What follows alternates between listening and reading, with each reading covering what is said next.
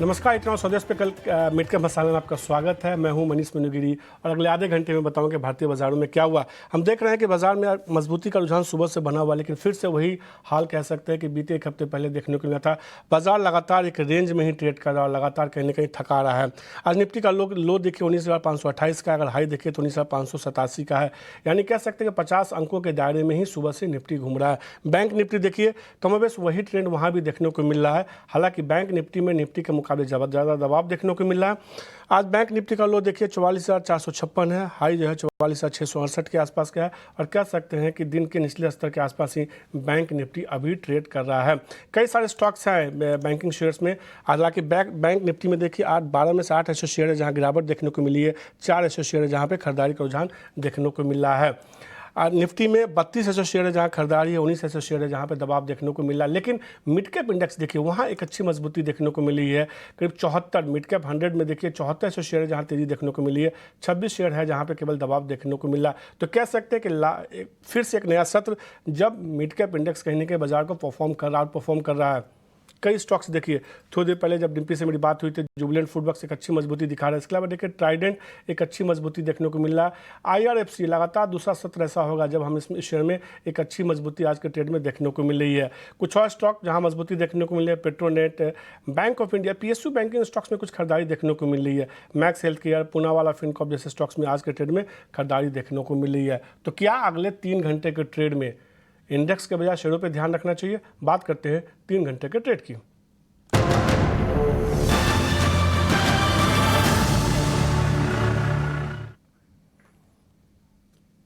और 3 घंटे का ट्रेड बताने के हमारे साथ जो है मानस जायसवाल जुड़ चुके हैं। मानस, शुक्रिया, नमस्कार, इतना स्वदेश को समय देने के लिए।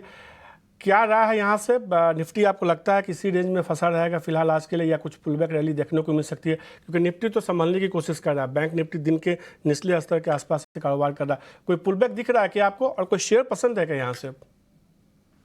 नमस्कार मनीष जी। तो देखिए, अगर हम ट्रेंड की बात करें तो 2 दिन पहले हमने रिवर्सल देखा था निफ्टी में, जब निफ्टी ने 50 डे मूविंग एवरेज पे सपोर्ट लिया और 20 डे मूविंग एवरेज को रीगेन कर लिया था। कल के पैटर्न भी देखें तो कल भी लोअर लेवल पे बाइंग इंटरेस्ट देखने को मिला था। लेकिन आज के अगर हम ट्रेंड देखें तो आज हायर लेवल पे थोड़ा प्रॉफिट बुकिंग जरूर देखने को मिला है। लेकिन अगर हम ट्रेंड की बात करें और अगर हम एक ट्रेड लेने की बात करें तो मेरे हिसाब से लॉन्ग साइड पे ही ट्रेड लेना चाहिए। क्योंकि अब अगर आप देखेंगे तो 19,500 इंट्राडे चार्ट पे एक सपोर्ट दिखने लगा है। तो 19,500 ये मैंने स्पॉट लेवल्स बताए हैं। 19,500 के स्टॉप लॉस से आप खरीदारी कर सकते हैं, क्योंकि जो ब्रेकआउट हमने 2 दिन पहले देखा है उसके टारगेट 19,650 के आसपास आते हैं। तो ट्रेंड बुलिश लगता है।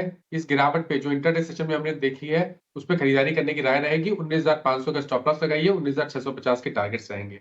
स्टॉक स्पेसिफिक बात करें तो देखिए, अपोलो हॉस्पिटल्स मेरा पहला पिक रहेगा, जहां पर पैटर्न पॉजिटिव लग रहा है। स्टॉक ने 4800 के आसपास 2 बार सपोर्ट लिया और जब आज रिकवरी देखने को मिली है तो वहां पर वॉल्यूम देखने को मिले हैं। स्टॉक ने 20 डे 50 डे मूविंग एवरेज को रीगेन कर लिया है। तो मेरा समझना है अपोलो हॉस्पिटल्स पे करंट लेवल्स पे भी आप खरीदारी कर सकते हैं। स्टॉप लॉसेस 4900 के रहेंगे और एक पोजिशनल ट्रेड होगा जहां पर टारगेट आपके 5100 के आसपास के रहेंगे, 5100 के आसपास के रहेंगे। दूसरा स्टॉक जो मेरी नजर में है वो ABFRL का है।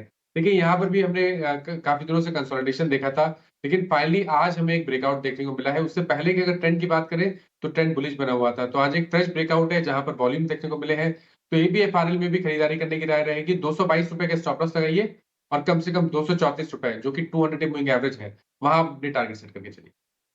तौर पे आदित्य बिरला फैशन मजबूती देखने को मिल सकती है। 234 का लक्ष्य होगा, 222 रुपये का आपको इसमें स्टॉपस लगाना है। अपोलो हॉस्पिटल भी मानस को पसंद आ रहा है, उनको लगता है 51 रुपये तक का लक्ष्य देखने को मिल सकता है। 4,900 रुपये का आपको इसमें स्टॉपस लगाना होगा। एक स्टॉक पे आज मैं राय जाना चाहता हूँ। आज हम देख रहे हैं कि पेट्रोनेट LNG में खरीदारी देखने को मिली, करीब 3.5% के आसपास की मजबूती है। क्या राय होगा इस शेयर पर आपकी, पेट्रोनेट LNG पे? देखिए, लोअर लेवल पे एक शार्प रिवर्सल देखने को मिला है पेट्रोनेट में। अभी तक तो अंडर परफॉर्मेंस देखने को मिल रहा था, लेकिन आज पहला दिन है जब स्टॉक ने आउट परफॉर्म किया है। स्टॉक ने अपने इंपॉर्टेंट मूविंग एवरेजेस को रीगेन कर लिया है, वहां पर वॉल्यूम देखने को मिले हैं। तो अगर एक ट्रेड लेना होगा तो वो खरीदारी की तरफ ट्रेड होगा। करंट लेवल्स पे खरीदारी करिए। 100 डे मूविंग एवरेज जो कि 223.50 है, वहां आपको स्टॉप लॉस लगाना है और ऊपर की तरफ 234 रुपए 234 के टारगेट सेट करने हैं। तो ये रहा आते हुए सीधे तौर पे पेट्रोनेट। कुछ स्टॉक्स और देखिए जिसमें कि हम देख रहे हैं कि मेगा एक्शन देखने को मिला, खासतौर पे रेमंड देखिए मेगा एक्शन वाले शेयर में जेफरीज ने टारगेट को बढ़ाया है। 2600 तक का लक्ष्य के साथ उन्होंने कवरेज को शुरू किया। उसके दम पे रेमंड में आज जो है हमें एक अच्छी मजबूती देखने को मिल रही है। इसके अलावा एक और शेयर देखिए जिसमें मेगा एक्शन के तौर पे देखने को मिली है मजबूती आज के ट्रेड में। नजारा टेक देखिए, शेयर में करीब 7% करीब देखने को मिल रही है। प्रोफेशनल शेयर इशू को लेकर 7 दिसंबर को बैठक होने वाली है, तो नजारा टेक में भी आज के ट्रेड में एक अच्छी मजबूती देखने को मिली है। और TCNS देखिए, यहाँ भी एक शानदार तेजी देखने को मिल रही है। नजारा टेक पे मैं आपकी राय जानना चाहूँगा, क्या राय है नजारा टेक के लेकर आपकी? देखिए, ट्रेंड तो अभी भी बहुत पॉजिटिव लगता है। हालांकि एक करीब 7-8 दिनों में हमने अच्छी खासी रैली देख ली है। 700 रुपए से लेकर 900 रुपए तक की रैली स्टॉक में देखने को मिली है। तो अगर आपने अभी तक खरीदारी नहीं की है तो अब तो लेट हो गया है, लेकिन जो लॉन्ग पोजीशन जिन्होंने ऑलरेडी बनाई हुई है वो अब अपनी पोजीशन में बने रह सकते हैं। सबसे पहला काम करना है, स्टॉप लॉस को रिवाइज करके 860 रुपए 860 के नीचे लगा लें। ऊपर की तरफ पोटेंशियल की बात करें तो आई थिंक 950 रुपए तक के भाव आपको स्टॉक में देखने को मिल सकते हैं। तो बॉम्बे डाइंग एक शेयर देखिए, आज इस शेयर में हम देख रहे हैं एक अच्छी मजबूती देखने को मिली है। काफ़ी दिनों के बाद वापस से मोमेंटम जनरेट होता हुआ दिखा है शेयर में। वैसे तमाम टेक्सटाइल स्टॉक्स में तेजी देखने को मिल रही है। ये एक ऐसा शेयर है, कह सकते हैं कि इस साल जो है लगातार एक अच्छी मजबूती दिखा है। करीब 150-200% तक का रिटर्न इस साल देखने को मिला है। बॉम्बे डाइंग को लेकर क्या राय होगी आपकी? तेज़ी अभी और भी जारी रह सकती है या जिसके पास है वो एक बार के लिए मुनाफा वसूली करें? देखिए, आज की मूव की अगर हम बात करें तो ये एक फ्रेश ब्रेकआउट मूव है, जहां पर काफी बढ़िया वॉल्यूम देखने को मिले हैं। और वीकली चार्ट पे आप जाएंगे तो वहां पर आपको एक इनवर्स सर्कुलर पैटर्न का ब्रेकआउट देखने को मिलेगा। अगर हम शॉर्ट टू मीडियम टर्म की बात करें तो बिल्कुल आपको इस करंट लेवल्स पे भी खरीदारी करनी चाहिए। 134 के स्टॉप लॉस से आप खरीदारी कर सकते हैं। पहला टारगेट 175 और 180 की रेंज में रहेगा। तो निश्चित रूप से खरीदारी करने की सलाह 175-180 तक का लक्ष्य देखने को मिल सकता है। IT स्टॉक्स में देखिए एक साइंट है जिसमें लगातार हमने देखा है कि बाकी स्टॉक के मुकाबले इसमें एक अच्छी मजबूती देखने को मिली पूरे सेक्टर में। साइंट को लेकर क्या रहा है कि एक अच्छी तेजी देखने को मिल रही है, खासतौर पे बीते कुछ सत्रों से देखिए खरीदारी और मजबूती के साथ आगे बढ़ी है शेयर में। मनीष जी, मेरे ख्याल से 2 या 3 हफ्ते पहले की बात है जब स्टॉक ने एक फ्लैग पैटर्न का ब्रेकआउट दिया था वीकली चार्ट पे, जब 1560 के लेवल्स रीच हुए थे। उसके टारगेट 1980 1990 के रेंज में आते थे, वो ऑलमोस्ट अचीव हो चुके हैं। तो मेरी राय में यहाँ पर फ्रेश खरीदारी नहीं करनी चाहिए, लेकिन अगर आपके पास लॉन्ग पोजीशन है तो स्टॉप लॉस को बहुत पास में लगा लें। 1875 के स्टॉप लॉस से आप बने रहिए।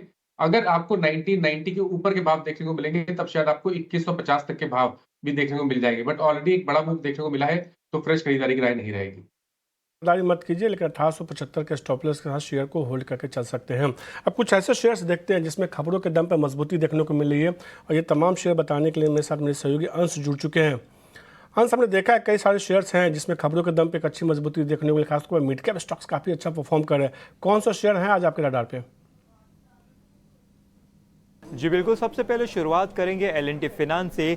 IRDAI से कॉरपोरेट एजेंट के लिए कंपनी को मंजूरी मिल चुकी है। इसके साथ साथ KIOCL भी आज फोकस में रहेगा। मैंगलोर के पैलेट प्लांट के प्रोडक्शन में वापस शुरुआत हो चुकी है। एंजल वन भी फोकस में। कंपनी ने अगस्त महीने के ऑपरेशनल डेटा शेयर किए हैं। क्लाइंट बेस कुछ 4.5% बढ़कर 16.3 मिलियन का रिपोर्ट किया गया है। ऑर्डर्स में भी बढ़ोतरी हुई है, यहाँ पर 5% की बढ़ोतरी दिखी है। IRFC में 7.3 करोड़ के कई सौदे हुए हैं, जो कि 0.6% है टोटल इक्विटी का।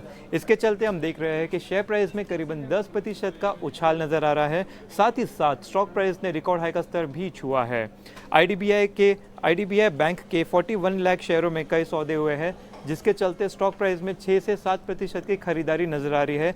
साथ ही साथ स्टॉक ने फायर हाई का स्तर भी छुआ है। साटिया इंडस्ट्री भी आज फोकस में। पेपर सप्लाई के लिए कुछ 96.5 करोड़ का ऑर्डर मिला है, जिसके चलते स्टॉक प्राइस ने 7 मंथ हाई का स्तर भी छुआ है। आखिर में दिलीप बिल्डकॉन पर भी बात कर लेते हैं। मध्य प्रदेश सरकार से 1275 करोड़ का ऑर्डर मिला है, जिसके चलते स्टॉक प्राइस में 5% की तेजी नजर आ रही है। शुक्रिया अंश, ये तमाम स्टॉक्स के बारे में। L&T फाइनेंस पे आपकी क्या राय होगी?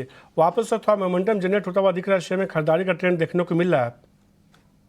देखिए, कल ही पहला साइन देखने को मिला जब स्टॉक ने एक हर्डल जो कि 126 से 127 की रेंज में था, उसको ब्रीच किया, तो पैटर्न तो पॉजिटिव लगता है। हालांकि हाई लेवल पे आज हमें प्रॉफिट बुकिंग देखने को मिल रही है, लेकिन मेरा समझना है कि इस करेक्शन पे खरीदारी करनी चाहिए। 126 रुपए 50 पैसे के स्टॉप लॉस से आप एक लॉन्ग ट्रेड ले सकते हैं, और आप अपने टारगेट 134 और 135 की रेंज में रख सकते हैं। तो ये रहा आते हुए L&T फाइनेंस पे। दिलीप बिल्डकॉन पे क्या रहा होगी? आज हम देख रहे हैं कि एक अच्छी मजबूती देखने को मिल रही है शेयर में। हालांकि अभी ऊपरी स्तर थोड़ा सा नीचे आया है, लेकिन बीते कह सकते हैं कि 1 महीने से एक लगातार एक रेंज में ट्रेड कर रहा है। आपको लगता है कि रेंज से अब बाहर निकलता हुआ दिखेगा? बिल्कुल, देखिए यहाँ पर अगर हम पैटर्न देखें तो यहाँ पर एक ब्लैक पैटर्न बन रहा है। मेरे ख्याल से 15 से 20 सेशन से स्टॉक कंसोलिडेट हो रहा है, लेकिन पॉजिटिव ये है कि स्टॉक अपने 20 डे मूविंग एवरेज के ऊपर कंसोलिडेट हो रहा है। पैटर्न पॉजिटिव है तो मैं उम्मीद करूँगा कि हमें एक ब्रेकआउट देखने को मिलेगा ₹340 के ऊपर, और अगर 340 के ऊपर के भाव देखने को मिलेंगे तो कम से कम 420 तक के भाव देखने को मिल सकते हैं। इसलिए लॉन्ग बने रहिए, और आई थिंक करंट लेवल्स पे भी आप लॉन्ग पोजीशन ले सकते हैं। 20 डे मूविंग एवरेज ₹305 है, उसके नीचे आपको स्टॉप लॉस लगाना है। खरीदारी करके चल सकते हैं, आपके पास है तो होल्ड भी कीजिए, लेकिन ₹305 का आपको शेयर में स्टॉप लॉस लगाना होगा। एक शेयर देखिए, कावेरी सीड। मैं इस शेयर को इसलिए पूछ रहा हूँ कि ये इस शेयर का एक ट्रेंड रहा है, खासतौर पे कंपनी जो है सीड्स के कारोबार में जुड़ी हुई है। ये पिछले 10 दिनों से लगातार गिर रहा था, फिर एक मजबूती देखने को मिली। पहले भी यही ट्रेंड देखने को मिलता है, एक बड़ी तेज़ी बनती है, फिर शेयर जो है एक रेंज में फंस जाता है। अगर किसी के पास है तो क्या उसको निकल जाना चाहिए, या आपको लगता है कि नहीं, आज जो वॉल्यूम के साथ खरीदारी देखने को मिल रही है कावेरी सीड में, ये इसको और मजबूती दे सकता है? देखिए और मजबूती दे सकता है, क्योंकि जो करेक्शन हम कह सकते हैं या कंसोलिडेशन कह सकते हैं वो करीब 20-22 दिन का था, और आज एक ही दिन में उसने उस पूरे करेक्शन को कंप्लीट कर लिया है, रीगेन कर लिया है। मेरा समझना है कि अभी भी स्टॉक में पोटेंशियल है, शायद हमें 630-640 तक के भाव देखने को मिल सकते हैं। तो अगर किसी ने लॉन्ग पोजीशन बनाई है तो बिल्कुल बने रहिए, और 564 का स्टॉप लॉस लगाइए। ये राय आते हुए शिपिंग स्टॉक्स की मैं बात करता हूँ, क्योंकि इसमें हमने देखा है कि खासतौर पर सरकारी शिपिंग कंपनियों ने तो शानदार रिटर्न दिलाया है। और शिपिंग कॉर्पोरेशन ऑफ इंडिया, ये एक ऐसा शेयर है जो एक दौर में कभी चला नहीं है, कह सकते हैं कि कई महीनों तक नहीं, कई सालों तक एक रेंज में रहता था। इस साल एक अच्छी रैली देखने को मिली शिपिंग कॉर्पोरेशन ऑफ इंडिया में, और खासतौर पर रैली की शुरुआत हुई ₹100 के आसपास से, अगस्त में शुरुआत हुई, और अब वापस ये 150 के आसपास आ चुका है। मतलब कह सकते हैं एक महीने के भीतर इस शेयर ने जो है करीब 50% का रिटर्न दिया है। आपको इस शेयर पे, इस लेवल पे भरोसा बनता है कि खरीदारी करनी चाहिए, क्योंकि पहले भी ये शेयर जो है 150 के आसपास से ही फिसला था और गिर के जो है ₹100 तक आ चुका था। देखिए 2 तरीके से स्टॉक को देख सकते हैं। मंथली चार्ट पे ट्रायंगुलर पैटर्न का फॉर्म ब्रेकआउट हमें पिछले मंथ देखने को मिला था, जिसके टारगेट ₹165 के आसपास के आते हैं। तो अगर हम शॉर्ट टर्म की बात करें तो बिल्कुल ₹165 के टारगेट के लिए आप करेक्शन पे खरीदारी भी कर सकते हैं, और अपनी लॉन्ग पोजीशन में बने भी रह सकते हैं, लेकिन आपको स्टॉप लॉस 129 का ही लगाना पड़ेगा।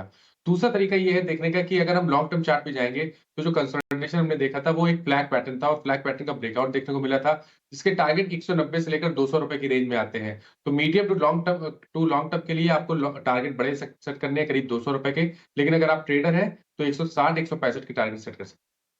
तो 160-165 का टारगेट रखिए, लेकिन अगर आप थोड़ा लंबी अवधि का नजर रखना चाहते हैं तो फिर ₹200 तक का लक्ष्य शेयर में देखने को मिल सकता है। हमने फटाफट अंदाज में कई सारे शेयरों की चर्चा की, कैश के शेयरों की, जिसमें हम देख रहे हैं कि एक अच्छी मजबूती देखने को मिल रही है। अब बात करते हैं ऑप्शन के चैंपियन की।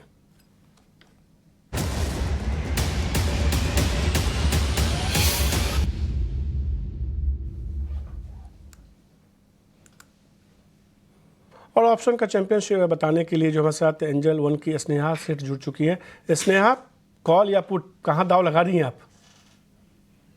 अगर आप ऑप्शंस में देखें तो काफी सारे काउंटर्स काफी अच्छे लेवल्स पे ट्रेड कर रहे हैं आज, डिस्पाइट थोड़ी सी हाई लेवल से प्रॉफिट बुकिंग है, बट ओवरऑल बायसनेस पॉजिटिव ही है अगर हम ऑप्शंस की एक्टिविटी देखें तो इंडिविजुअल काउंटर्स में अगर हमें ट्रेड करना है तो आई वुड सजेस्ट कि बजाज ऑटो की कॉल ऑप्शन बाय करें। बजाज ऑटो नियरली 2% ऊपर है ये काउंटर, अच्छा सा एक प्रॉफिट बुकिंग आने के बाद कंसोलिडेट कर रहा था, 89 EMA के आसपास की ट्रेड करा है, आज नियरली 2% का मूव दिख रहा है। मुझे लग रहा है कि यहाँ से तेजी कंटिन्यू हो सकती है। आई वुड रिकमेंड यहाँ पर आप 4800 की कॉल बाय करें। 65 लेके 70 रेंज, ये रेंज आपको मिलता है तो इसे लॉन्ग करना है। स्टॉप लॉस इसमें 39 का रहेगा, टारगेट इसमें 117 का रहेगा। इसके अगर आप टारगेट और स्टॉप लॉस के हिसाब से अगर आप प्रॉफिट पोटेंशियल देखें तो दैट इज अराउंड 12,500, और जो लॉस हो सकता है इसमें अगर लॉस स्टॉप लॉस ट्रिगर होता है तो 7,700 तक के लॉसेस हो सकते हैं। हाँ, अभी एक कॉल अभी करीब ₹59.55 50 के आसपास चल रहा है। क्या यहाँ खरीदे या ₹66 का इंतजार कर जाने का? यहाँ पे भी खरीद सकते हैं। तो मौजूदा भाव पे बजाज ऑटो का आपको कॉल खरीदना है, 4800 का कॉल खरीदना है। लक्ष्य जो है इसमें ₹117 का, स्टॉप लॉस जो ₹39 का लगाना है। शुक्रिया स्नेहा, ये कॉल बताने के लिए। कोई भी आप एफएनओ में ट्रेड करते हैं थोड़ा संभल के कीजिए, स्टॉप लॉस जरूर लगाइए, ये सलाह होगी। शुरू पर चर्चा करें, अब एक शेयर दिखाइए BHEL। इस शेयर में एक शेयर की सबसे बड़ी खासियत है कि चलता नहीं था, लेकिन अब चल रहा है तो इतना चल रहा है कि लोग ये सोच रहे हैं कि इतना चल क्यों रहा है। और क्या ये शेयर में इतना पोटेंशियल है, यानी कितनी क्षमता है कि यहाँ से चल सकता है। इस पर हम थोड़ी देर में आपको दिखाएंगे कि वाकई इसमें तेज़ी कितनी संभावना है, बुल वर्सेस बियर दिखाएंगे। लेकिन उससे पहले मानस से जल्दी से राय ले लेते हैं। 3 महीने में शेयर 63% चल चुका है। बीते 1 महीने का चार्ट दिखाई आपको दिखेगा करीब 20 से 25% की बीते 1 महीने में मजबूती देखने को मिली है। मानस BHL पे क्या राय होगी? शेयर तो रुकने का नाम ही नहीं ले रहा है, 1 महीने में 40% की तेजी। बिल्कुल, देखिए पहले काफी समय से हम स्टॉक में अंडर परफॉर्मेंस देख रहे थे, स्टॉक चल नहीं रहा था, लेकिन अब क्योंकि अगर आप medium to long term chart पे जाएंगे तो वहां पर भी आपको हाई टॉप्स हायर बॉटम दिखेंगे। तो मेरा तो समझना है कि अभी भी आपको एक बड़ा मूव आप देख सकते हैं स्टॉक में। एक अगर मीडियम टर्म के लिए टारगेट सेट करने होंगे तो वो 180 से लेकर 190 की रेंज में रहेंगे। करंट लेवल्स पे नहीं, कोई करेक्शन देखने को मिले तो 130 125 वो एक बहुत ही बढ़िया रेंज है जहां पर आप स्टॉक को एक्युमुलेट कर सकते हैं। 114 के नीचे स्टॉप लॉस लगाइए और टारगेट बड़े सेट करिए, करीब करीब 170 से 180 की रेंज में। आते हुए शेयर तौर पे BHL पे आपको थोड़ी देर में बुल वर्सेस बियर दिखाएंगे इस शेयर पे कि क्या इसमें शेयर में तेजी करनी चाहिए या मंदी करनी चाहिए। मानस को शेयर पसंद आ रहा है, गिरावट पे खरीदारी करके चल सकते हैं, मजबूती देखने को मिल सकती है। लेकिन उससे पहले देखते हैं मिड कैप के महारथी शेयर।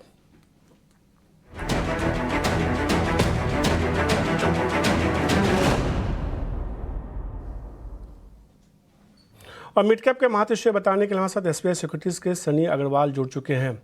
सनी, किस शेयर को बतौर मिड कैप का महारथी आप चुन रहे हैं?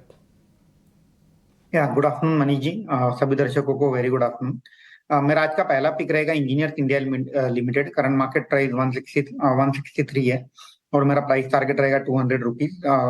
At current market price company का मार्केट कैप तकरीबन 9,000 करोड़ रुपए है।